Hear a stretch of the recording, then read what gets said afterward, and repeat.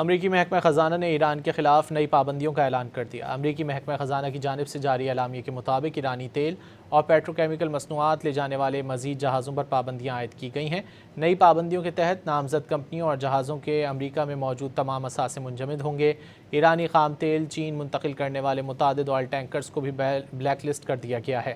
آبنۂ Hormuz میں tax وصول کرنے والے ایرانی نیٹ ورک کے خلاف کارروائی کی گئی۔ ایرانی ادارے تجارتی جہازوں سے میری ٹائم انشورنس کے نام پر رقوم وصول کر رہے تھے۔ امریکی محکمہ خزانہ نے ایران کے خلاف نئی پابندیوں کا اعلان کر دیا۔ امریکی محکمہ خزانہ کی جانب سے جاری اعلامیے کے مطابق ایرانی تیل اور پیٹروکیمیکل مصنوعات لے جانے والے مزید جہازوں پر پابندیاں عائد کی گئی ہیں۔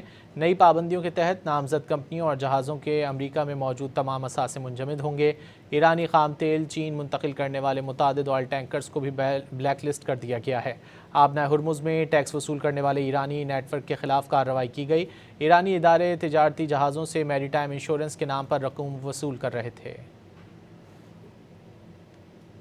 امریکی محکمہ خزانہ نے ایران کے خلاف نئی پابندیوں کا اعلان کر دیا۔ امریکی محکمہ خزانہ کی جانب سے جاری اعلامیے کے مطابق ایرانی تیل اور پیٹروکیمیکل مصنوعات لے جانے والے مزید جہازوں پر پابندیاں عائد کی گئی ہیں۔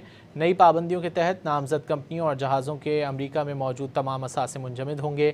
ایرانی خام تیل چین منتقل کرنے والے متعدد آئل ٹینکرز کو بھی بلیک لسٹ کر دیا گیا ہے۔ آبنۂ ہرمز میں ٹیکس وصول کرنے والے ایرانی نیٹ ورک کے خلاف کارروائی کی گئی۔